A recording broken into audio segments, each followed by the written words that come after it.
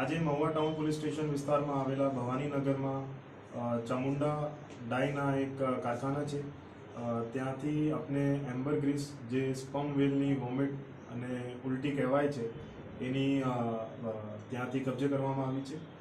આશરે વજન 12 કિલોગ્રામ છે, જેની આંતરરાષ્ટ્રીય કાલા બજારમાં માર્કેટ 12 થી 15 કરોડ જેટલી છે. આમાં આપણે બે આરોપીની ધરપકડ કરી છે, જેના નામ જયદીપ મગનભાઈ શિયાળ અને રામજી રાહાભાઈ શિયાળ છે.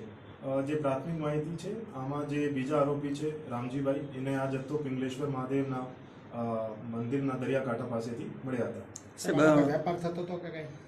હાલ આમાં કંઈ વેપાર નહીં થયું છે, પણ એમાં કોઈ એમને વેચાણ કરવા માટે રાખેલું હતું. સાહેબ, આરોપી કામ શું કરે છે?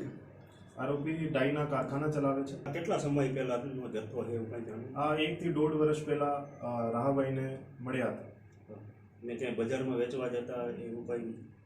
વેચવા માટે પ્રયાસ ચાલુ હતા, પણ કોઈ જે સક્સેસફુલ ડીલ એની નહીં થઈ હતી. એમ્બરગ્રીસ સ્પર્મ વેલના ઉલટી કહેવાય છે.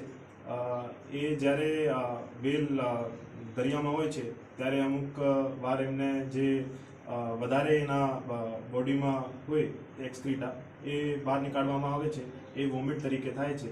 એની આંતરરાષ્ટ્રીય બજારમાં વધારે કિંમત હોવાનું કારણ એના જે પરફ્યુમ ઇન્ડસ્ટ્રી છે મિડલ ઇસ્ટના ત્યાં, અને જે ચાઇનીઝ મેડિસિન ઇન્ડસ્ટ્રી છે ત્યાં ઉપયોગ કરવામાં આવે છે.